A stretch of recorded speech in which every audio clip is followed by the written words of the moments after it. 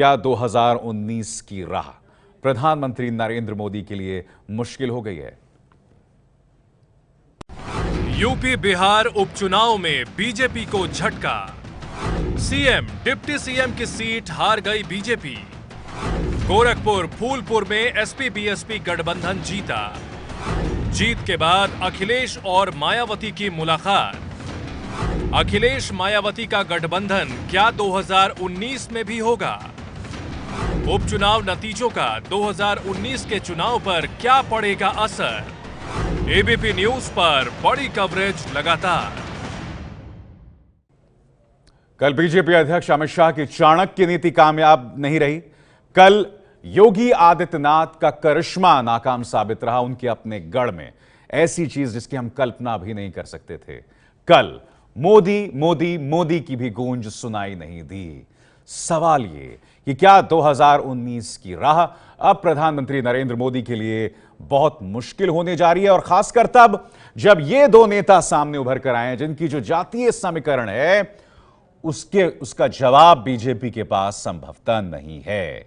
आइए ये रिपोर्ट देखते हैं, और मैं आपको बता दूं मेरे साथ दो खास मेहमान भी इसमें जुड़ेंगे, हम उनसे भी बात करेंगे। शहनवाज हुसैन हमारे साथ हैं बीजेपी की तरफ से, अखिलेश प्रताप सिंह कांग्रेस की तरफ से, अनुराग भदौरिया समाजवादी पार्टी की तरफ से। आप तीनों का स्वागत। मगर उससे पहले आइए देखते हैं ये रिपोर्ट।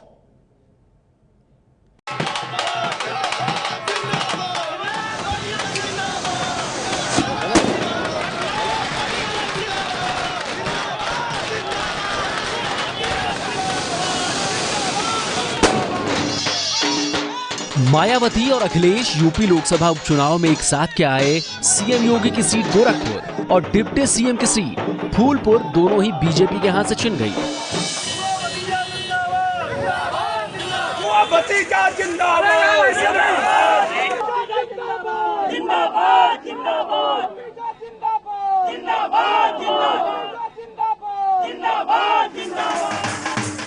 बीजेपी के लिए बुरी खबर बिहार से भी आई। अररिया लोकसभा सीट पर वो आरजेडी को नहीं हरा पाई। लोकसभा की तीनों सीटों पर बीजेपी को मिली हार ने विपक्ष के लिए संजीवनी का काम किया है। अब 2019 में मोदी के खिलाफ बड़ी मोर्चेबंदी की राह बनती नजर आ रही है। 2019 के चुनाव का नमूना सामने आ गया है कि अगर विपक्षी एकता हो जाती है, जो सोनिया जी का प्रयास चल रहा है, तो फिर आप जान लीजिए कि सत्ता परिवर्तन हो जाएगा। अगर सिर्फ यूपी की बात करें तो 2014 के लोकसभा चुनाव में समाजवादी पार्टी बीएसपी और कांग्रेस ने अगर साथ मिलकर चुनाव लड़ा होता तो यूपी की तस्वीर कुछ और ही होती। 2014 के लोकसभा चुनाव में मिले वोट के मुताबिक एसपी बीएसपी कांग्रेस गठबंधन को 80 में से 56 सीटों पर जीत मिलती, जबकि बीजेपी गठबंधन को सिर्फ 24 सीटों से ही संतोष करना पड़ता। बीजेपी को भी इस बात का अंदाजा हो गया है कि अगर ये गठबंधन कायम रहा और कुछ और नए साथी इसमें जुड़ते गए तो 2019 का चुनाव उसके लिए बेहद मुश्किल होने वाला है। 2019 में यह मान करके कि सपा और बसपा मिलकर के लड़ेंगे और उसके आधार पर हमारी रणनीति कैसी होनी चाहिए जिससे हम उत्तर प्रदेश में कमल खिलाने में सफल हों। इस चुनाव ने भी एक दिशा दिखाने का काम किया है। मैं समझता हूं उत्तर प्रदेश से जो बात निकलती है वो देश में पूरी तरीके से उस पर लोग भरोसा करते हैं। बीजेपी की मुसीबत सिर्फ यहीं खत्म नहीं होती। एनडीए की सहयोगी पार्टियों से बढ़ती दूरी भी 2019 के लोकसभा चुनाव में बड़ी मुश्किल बन सकती है। शिवसेना का तो सीधा आरोप है कि बीजेपी साथियों को नजरअंदाज कर रही है, इसलिए ऐसा नतीजा तो आना ही था। अपने मित्रों को नहीं पूछते, अपने अलायंस को नहीं पूछते, तो ये तो नहीं चलेगा। उत्तर प्रदेश की जनता ने जिस प्रकार का निर्णय देने की शुरुआत की है, ये 2019 की तस्वीर अब सामने आ रही है। यानी कुल मिलाकर उपचुनाव के नतीजे बता रहे हैं कि जनता का मूड बदलते देर नहीं लगती। हवा का रुख किधर जा रहा है ये भी साफ साफ दिख रहा है। उधर विपक्ष भी मोदी लहर को 2019 में थामने के लिए न सिर्फ बेकरार है बल्कि पूरे विपक्ष को एक साथ लाने की कोशिशों में है। दिल्ली से रविकांत और राजन सिंह के साथ लखनऊ से पंकज झा की रिपोर्ट।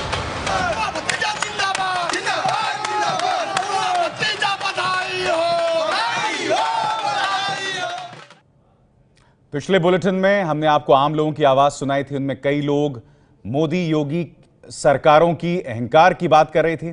विपक्ष जो उनके साथी हैं वो भी अहंकार का जिक्र कर रहे हैं। तीन खास मेहमान मेरे साथ, सीधे हम रुख करना चाहेंगे शहनवाज हुसैन का। शहनवाज जी, अगर कल जीत हासिल हो जाती तो मोदी मोदी मोदी और अमित शाह की चाणक्य नीति, इन तमाम चीजों की चर्चा होती। अभी देखिए, अनुराग भदौरिया की पार्टी और बीएसपी का तो औपचारिक गठबंधन भी नहीं हुआ, तब भी जनता ने उसको चुना जो आपको हराने की स्थिति में है। आप समझ रहे हैं कि 1 साल के राज में जनता कितनी नाराज हो गई है आपसे शहनवाज? देखिए, जब उपचुनाव होते हैं, उपचुनाव में स्थानीय मुद्दे होते हैं और आम चुनाव में एक बड़ा मुद्दा होता है सरकार बनाने को लेकर। कई जगह उपचुनाव हम जीते भी हैं और कई जगह उपचुनाव हारे भी हैं। जब हम चित्रकूट में पहले अभी हारे थे तब भी चर्चा हुई। अभी हम राजस्थान में उपचुनाव हारे थे लेकिन तुरंत त्रिपुरा जीत गए, मेघालय और नागालैंड जीत गए। शहनवाज, एक मुझे बात बताइए, शहनवाज भाई एक बात बताइए, पिछले 1 साल में जितने भी लोकसभा उपचुनाव हुए हैं, मुझे बताइए पिछले 1 साल में जितने भी लोकसभा उपचुनाव हुए हैं बीजेपी कितने जीती है? मुझे एक सीट का नाम बता दीजिए, मेरी तो याददाश्त बहुत कमजोर है। आप मुझे बता दीजिए कौन कौन से जीते हैं आप, और खासकर उत्तर भारत में। बीजेपी जहां चुना नहीं, जो उपचुनाव हुए तो मध्य प्रदेश में हम लोग जीते थे शहडोल, पहले 20 जगह उपचुनाव हुए, 3 लोकसभा सर, जो हमारी शहनवाज भाई लोकसभा की बात कर रहा हूं। मैं लोकसभा ही बता रहा हूं सर, कि जब लोकसभा के 3 जगह के उपचुनाव हम जीते हैं। मैं अभी कहिए तो मैं लिस्ट निकाल लेता हूं, और जो 20 पिछले जो चुनाव हुए हम अपनी सीट जीते हैं। लेकिन अनुराग भदौरिया कल जो पहली प्रतिक्रिया आई योगी आदित्यनाथ की, ठीक है शहनवाज भाई मैं आऊंगा आपके पास, मैं एक ब्रेक में जाना चाह रहा हूं। अनुराग भदौरिया बहुत संक्षिप्त में जवाब दीजिएगा, कल जो पहली प्रतिक्रिया आई योगी आदित्यनाथ की, उन्होंने आपको बधाई तो दी मगर उन्होंने गठबंधन को अनैतिक बताया। आप तो अवसरवादी लोग हैं, आप कैसे जीतेंगे 2019 अनुराग? देखिए, वो दरअसल में फ्रस्ट्रेशन में है। जब अपनी घर की सीट आदमी हारता है तो उसको बहुत चिंता होती है और मानसिक रूप से परेशान होता है। तो हमें लगता है मुख्यमंत्री जी उसमें परेशान होंगे, तो उनके मुंह से ये शब्द निकल गए होंगे। हालांकि उन्हें पता है कि उनके ही घर में जाके समाजवादी पार्टी ने उन्हें बुरी तरह पटका है, इस वजह से वो थोड़े हताश हैं। लेकिन कोई बात नहीं, वो भी अब बहादुर व्यक्ति हैं, 5 बार लगातार सांसद रहे हैं।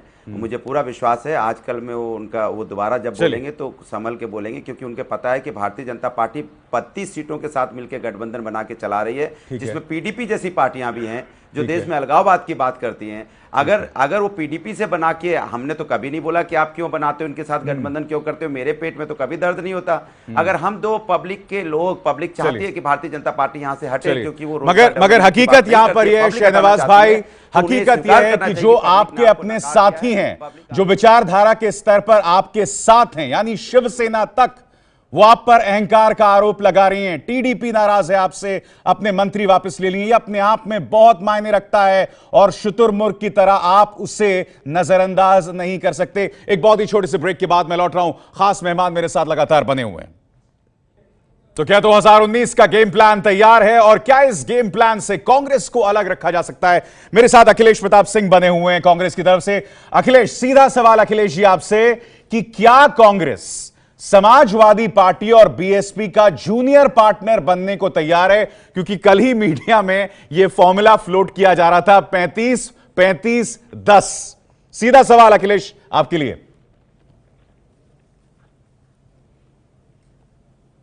देखिए, आप लोगों का कर्तव्य है, अधिकार है फार्मूले फ्लोट करना, सूत्रों से चीज़ों को लाना, गठबंधन करना, किसके साथ करना और किस तरह से करना, ये प्रदेश कांग्रेस के रायशुमारी से राष्ट्रीय कांग्रेस कमेटी का हमारा शीर्ष नेतृत्व तय करता है।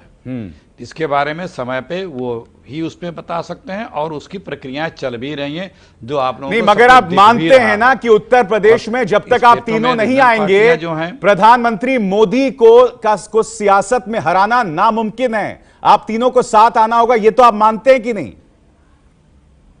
नहीं, ऐसा देखिए, तीनों पार्टियां यूपी की एक फोर्स हैं, ये इसमें कोई नकार नहीं सकता।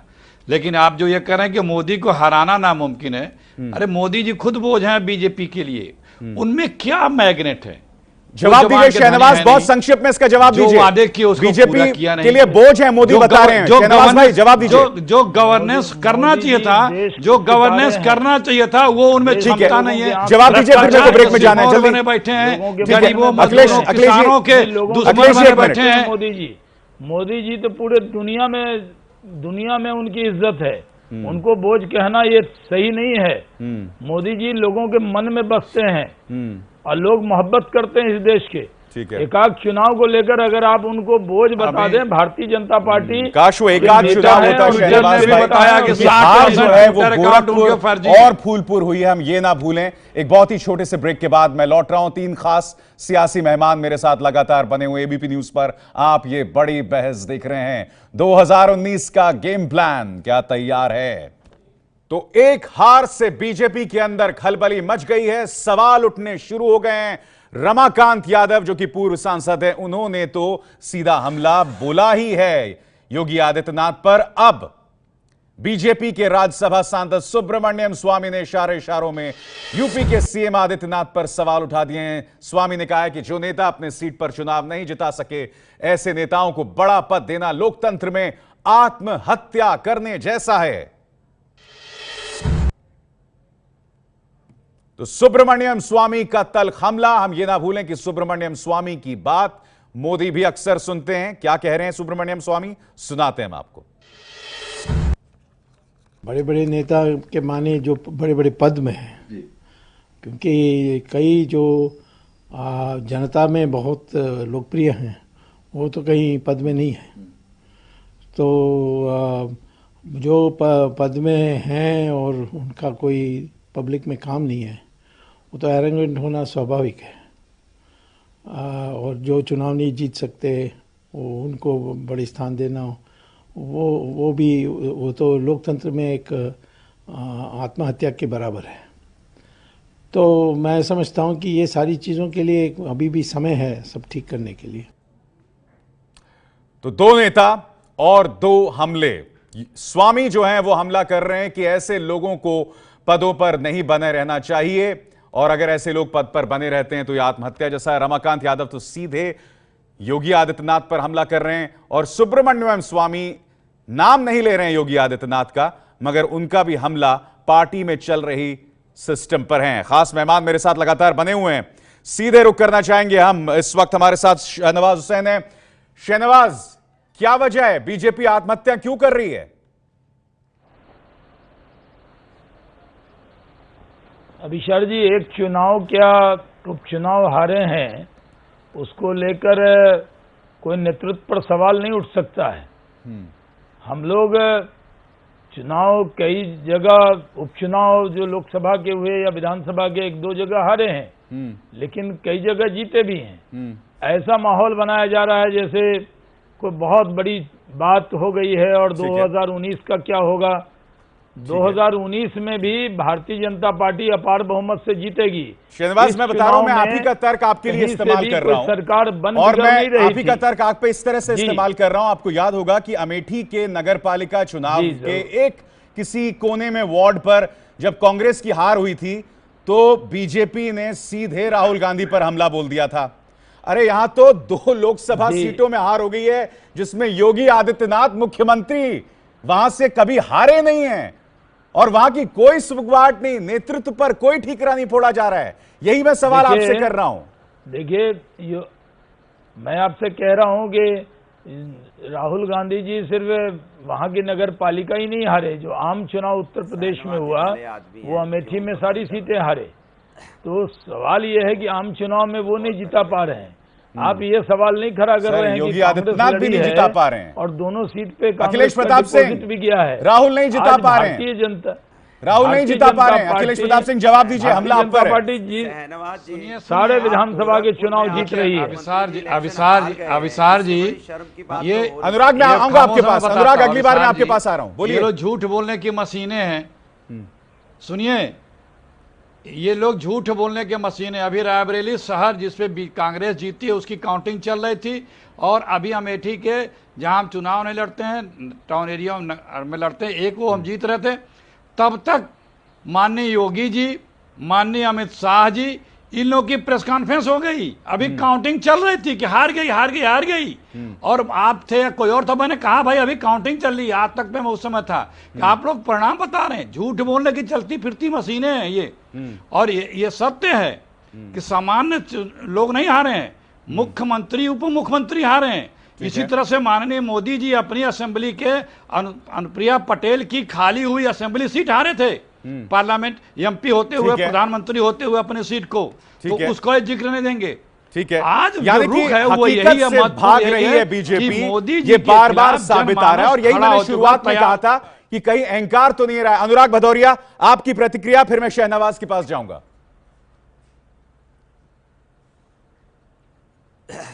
शायद शहनवाज हुसैन साहब भूल गए हैं कि मोदी जी लोकसभा तो हारे ही थे, नगर निकाय के इलेक्शन में अपना जहां पे उनका मठ है उसका बूथ भी हार गए थे। तो जब बूथ हार गए थे, आप अंदाजा लगा सकते हैं कि उनकी लोकप्रियता कैसी है। जो अपना बूथ नहीं बचा पा रहे थे तो लोकसभा कैसे बचाएंगे। तभी अंदाजा लगा लेना चाहिए था कि आपसे पार्टी के आपसे पब्लिक कितनी नाराज है।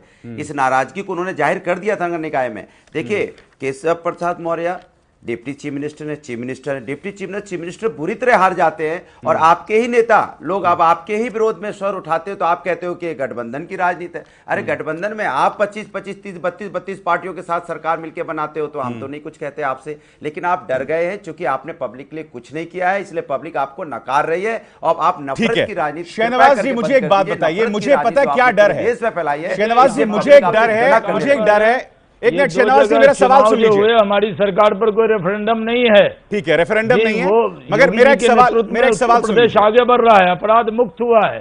ठीक है, मेरा एक सवाल का सवाल सुन लीजिए। मेरा सवाल आपसे ये है कि मुझे ऐसा लग रहा है कि ऐसा तो नहीं में बताया है आपके गृह राज्य मंत्री ने कि उत्तर प्रदेश दंगों में नंबर 1 है।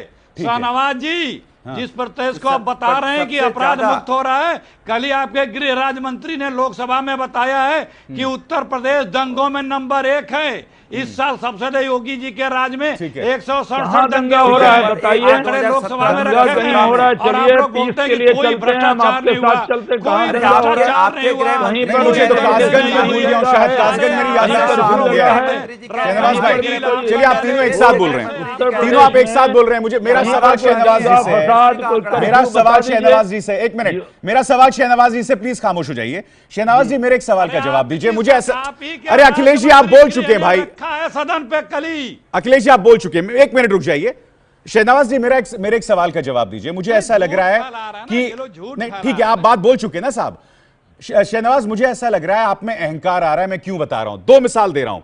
कल जिस तरह का बर्ताव आपके डीएम का गोरखपुर में था, मीडिया का ब्लैकआउट कर देना, घुसने नहीं देना काउंटिंग के दौरान, यह अप्रत्याशित है। और कल लोकसभा में क्या हुआ जिस पर मीडिया की निगाह नहीं गई, काफी एक बड़े तबके की, वो ये शहनवाज हुसैन कि आपने बजट ऑफ ग्रांट्स पर कुछ ध्यान नहीं दिया, वित्तीय बिल आपने पारित कर दिया, बजट आपने पारित कर दिया बगैर चर्चा के। आपने 2013 का इतिहास दोहरा दिया जब आपने खुद वॉकआउट किया था। जी, आपने वही काम किया जो अखिलेश प्रताप सिंह की पार्टी ने किया था। जी, पहली बात तो मैंने कल भी मैंने आपका ट्वीट देखा था विशाल जी। डीएम जो काम कर रहे थे वो उन्होंने आकर अपनी सफाई वो दे दी। जब डीएम निर्वाचन पदाधिकारी होते हैं तो वो सरकार के अंडर नहीं होते हैं, वो इलेक्शन कमीशन के अंडर होते हैं। सर, ये वो डीएम हैं जिनके खिलाफ इलाहाबाद हाईकोर्ट ने निलंबन के आदेश दिए थे शहनवाज भाई। नंबर 1, ये वो डीएम है जी, वो जिनके खिलाफ इलाहाबाद हाईकोर्ट ने निलंबन के आदेश दिए थे। नंबर 1। नंबर 2, इन्होंने शहीदों का अपमान किया था। पार्लियामेंट चलने कहाँ दे रहे हैं? पार्लियामेंट को आपने कहा कि बिल पास कर दिया, पार्लियामेंट को चलने नहीं दिया। पार्लियामेंट में हंगामा बर्पा करने के अलावा कोई काम नहीं है। आदेश दिया है। आज आपके मुख्यमंत्री जिनको हटा नहीं रहे, मुख्यमंत्री उनको अपनी चांदी की थाली में खाना खिला रहे हैं, अभियान चल रहा है। चाहते हैं कि आज वहाँ के जो करेंगे वो अपराधी हैं, गुंडे हैं, वो जान बचा के भाग रहे हैं। आप लोगों को रोक रहा हूं, एक मिनट के लिए आपको रोक रहा हूं। इस वक्त बहुत ही छोटा सा ब्रेक हम यहां पर ले रहे हैं। हम चर्चा कर रहे हैं 2019 के गेम प्लान की, मगर अभी भी सही कारणों को बीजेपी नहीं पकड़ रही है अभी भी ठीकरा कार्यकर्ताओं पर, मगर नेतृत्व की जिम्मेदारी, जवाबदेही कहां? हालांकि हम जानते हैं कि अमित शाह की चाणक्य नीति कोई ना कोई समाधान लेकर वो आ जाएंगे सामने, मगर जो सामने दिखाई दे रहा है वो इस तस्वीर के जरिए। एक छोटे से ब्रेक के बाद हम लौट रहे हैं। उधर समाजवादी पार्टी के नेता रामगोपाल यादव ने कहा है कि उपचुनाव के नतीजों से मिथक टूट गया है कि बीजेपी को हराया नहीं जा सकता। 3 उपचुनाव के रिजल्ट आए हैं लोकसभा के, और तीनों में बीजेपी की पराजय हुई। तो ये मिथ था कि ये जहां चाहेंगे वहां जीत लेंगे, ये जनता के दिमाग से इनका ये डर निकल गया। और ये जो उत्तर प्रदेश के रिजल्ट्स आए हैं, ये 19 का संकेत देते हैं कि इस बड़ी बिल्डिंग में कोई दूसरे लोग ऊंची गद्दी पर बैठेंगे। सर, कांग्रेस की जमानत जब्त हुई है, तो आपको लगता है उसको अपना कैंडिडेट वापस लेना चाहिए? अब सपा बसपा आपको लगता है पर्याप्त है, कांग्रेस की कोई जरूरत नहीं है? नहीं, इस पर मैं कोई टिप्पणी नहीं करूँगा। तो सर क्या कांग्रेस को इनवाइट करेंगे सर शामिल होने? मैं कह रहा हूँ, मैं कोई इस पर टिप्पणी नहीं कर रहा। सर, एक फार्मूला मिल गया है नरेंद्र मोदी को, अब योगी को हराने का एक फार्मूला मिल गया है कि साइकिल और हाथी साथ में होगा, तो वहाँ इलाके में भी नहीं। सर, जो मठ था वहाँ पे भी वोट आपको ज्यादा मिला है कल सर? मठ पोलिंग पे भी मिला है, और खास बात यह है कि चीफ मिनिस्टर और डिप्टी चीफ मिनिस्टर दोनों अपनी सीटें हार गए। सर, मोदी को हराने का फार्मूला मिल गया है उत्तर प्रदेश से, पूरे देश के लिए एक संदेश। ये देश बहुत बड़ा है यार। तो कांग्रेस की मौजूदगी को लेकर एक हल्की सी असहजता हम देख रहे हैं यहाँ पे। अनुराग भदौरिया, सवाल ये, आप भी जानते हैं कि अगर आप साथ नहीं आए तो आप प्रधानमंत्री नरेंद्र मोदी का विजय रथ नहीं रोक पाएंगे, मगर अभी तक आप स्पष्ट संकेत नहीं दे रहे हैं। अनुराग, देखिए, जब समाजवादी पार्टी ने कैंडिडेट खड़ा किया था तब भी किसी को नहीं मालूम था कि बहुजन समाजवादी पार्टी इनका सपोर्ट करेगी। जिस तरह से भारतीय जनता पार्टी के लोग बार बार कहते हैं मेरी स्ट्रेटेजी गड़बड़ा गई, मेरी स्ट्रेटेजी गड़बड़ा गई, तो इनको पता होना चाहिए कि स्ट्रेटेजी बनाने वाले उत्तर प्रदेश के लोग बहुत होशियार हैं, पूरे देश को चलाते हैं, स्ट्रेटेजी इन्हें बनानी आती है। ठीक है, और जब समय आएगा तो स्ट्रेटेजी अच्छी बनेगी, जिससे शहनवाज इसका त्वरित जवाब दें। इनके बीच तो औपचारिक गठबंधन भी नहीं हुआ था शहनवाज जी, इनके बीच औपचारिक गठबंधन भी नहीं हुआ था, तब भी आपको हार का सामना करना पड़ा। ये देखिए, क्योंकि हम लोग दोनों जगह हार गए हैं, इसलिए अनुराग जी को तरह तरह के तर्क इनको सूझ रहे हैं और वो तर्क दे रहे हैं। उन्हें तर्क इसलिए सूझ रहे हैं शहनवाज भाई क्योंकि आप तर्क नहीं दे रहे अपनी हार के। जीत जाएंगे, आप अभी भी बेबस कार्यकर्ता के सिर पर फोड़ रहे हैं हार का जाएंगे। अभी कह रहे हो गठबंधन नहीं हुआ, ठीक है, आप जीते भाई, मुबारक हो आपको, आप गठबंधन बनाएंगे। चलिए, हम जब आपने कांग्रेस के साथ गठबंधन बनाया था तब भी हमने तैयारी की थी और आपको पराजित किया विधानसभा के चुनाव में। चलिए, मगर वही तो बात है ना, हम लोकसभा में अपनी रणनीति और मजबूत बनाएंगे और बबुआ का साथ हम लोग ये साथ पसंद है आपको, कम से कम गठबंधन बनाइए, साबित कर दिया। बहुत बहुत शुक्रिया शहनवाज सेन, अनुराग भदौरिया और अखिलेश प्रताप सिंह इस चर्चा में शरीक होने के लिए। तो यकीन मानिए, शहनवाज बेशक ये कहें कि 2017 का साथ पसंद नहीं आया, मगर ये जो साथ है ना, ये मोदी जी को घेरने के लिए काफी दिखाई दे रहा है। कम से कम जो परिणाम आए, और ये ना भूलें कि ये गठबंधन औपचारिक भी नहीं था, तब भी ये मुश्किल पैदा हुई है। तो क्या जनता अभी से बीजेपी का विकल्प ढूंढ रही है, इस बात पर गौर कीजिएगा। ये है एबीपी न्यूज, आपको रखे आगे।